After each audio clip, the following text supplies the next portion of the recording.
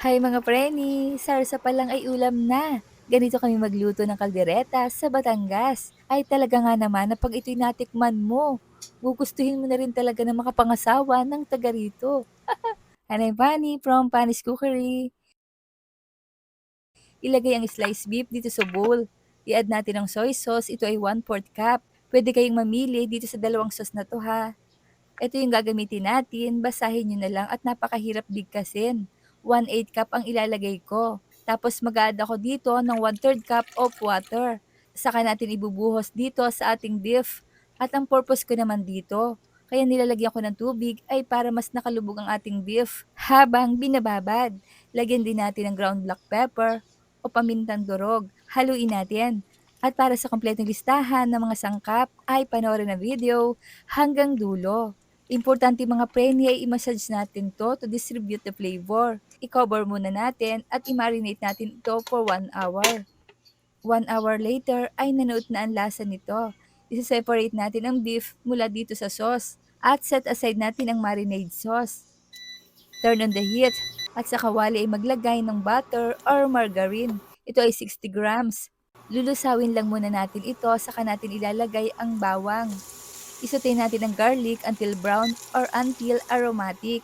Add the onions, 2 large itong mga preni. Haluin natin at lutuin hanggang sa sobrang lambot na para lumabas ang katas nito mga preni. Ayan. At i-add na natin ang marinated beef. Halu-haluin muna natin. I-cover natin and saute for 10 minutes until brown. Tapos hahaluin natin ito to cook evenly. Tuloy lang natin ang pagluluto until maging brown na talaga ang mga ito. I-add na natin ang marinade sauce. Ito yung pinagbabaran natin kanina. Saka natin lalagyan ng 4 tablespoon of pickle relish and season natin with ground black pepper. Stir muna natin. Then cover and cook for 5 minutes until the sauce is absorbed. Ayan, ang bango na. Nanuot na ang lasa nito. Mag-add tayo ng chili powder kung nais nyo rin ay may extra anghang. Saka tayo maglalagay ng 4 cups of hot water para mabilis kumulo ito mga preni. I-cover natin and simmer for about 30 to 40 minutes or until tender. Stir occasionally. For the thickening, meron tayong 1 cup of hot water, 1 small can liver spread. Ito ay leftover ko mula sa malaking lata. 2 tablespoon ground peanut or peanut butter, 3 tablespoon breadcrumbs, and 1 tablespoon of annatto powder or atsuete. I-mix well natin until well combined. At sa puntong ito ay malambot na ang ating karne. Mag-add tayo ng 1 1/2 cups of hot water bago natin lagyan ng pampalapot para naman madami ang ating sarsa at hindi dry. Then i-add na natin ang thickening mixture na tinimpla natin. I-reduce natin ang heat at lutuin ng 3 minuto.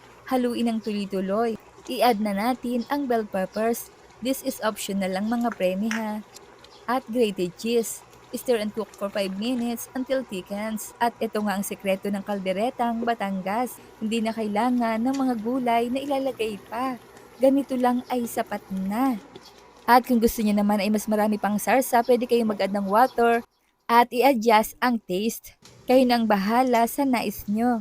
Ayan, turn off the heat. Isalin na natin mga preni. At kung nakabot kayo sa punto ng bidyong ito, ay mga tagasa naman kayang nakapanood ng video kong ito. Shoutout po sa inyo at maraming salamat.